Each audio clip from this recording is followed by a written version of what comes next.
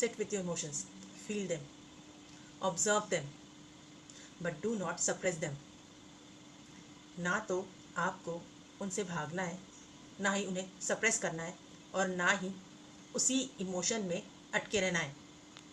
Release them and let them flow through you. क्योंकि जब हम किसी एक पर्टिकुलर इमोशन को पकड़ कर रखते हैं, उसी के बारे में लगातार सोचते रहते हैं, उसमें पूरी तरह से डूब जाते हैं, तो हमारा मन उस सिचुएशन को लेकर डिफरेंट डिफरेंट सिनारियोज क्रिएट करने लगता है, अलग अलग स्टोरीज बनाने लगता है, और हमें वो दिखाने लगता है जो हम देखना और समझना चाहते हैं, जो हमारे अकॉर्डिंग सही होता है, जो हमें सही लगता है.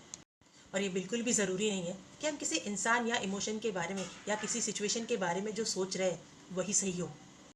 कई बार रियलिटी वो नहीं होती जो हम देख और समझ रहे होते हैं, बल्कि रियलिटी उससे बिल्कुल डिफरेंट भी हो सकती है.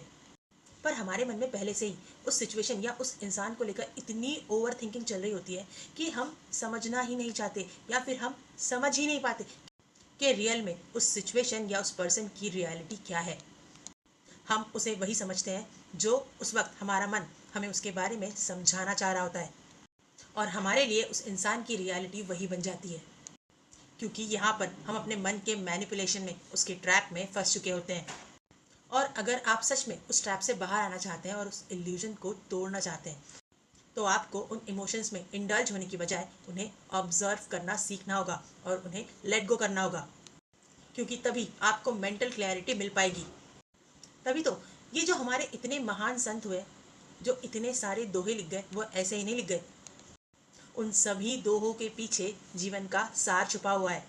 तभी इस दोहे में मन को लेकर इतनी गहरी बात कही गई है. मन के बहकावे में ना आ, मन राह भुलाए भ्रम में डाले. तू इस मन का दास न बन, इस मन को अपना दास बना ले. कई बार जिसे हम सच मान कर बैठे होते हैं, वो सच होता ही नहीं है, और जो सच होता है वो हम इस माया में फंसी हुई आंखों से देख ही नहीं पाते, क्योंकि उस सच को देखने के लिए अभी हमारे पास वो दृष्टि ही नहीं है.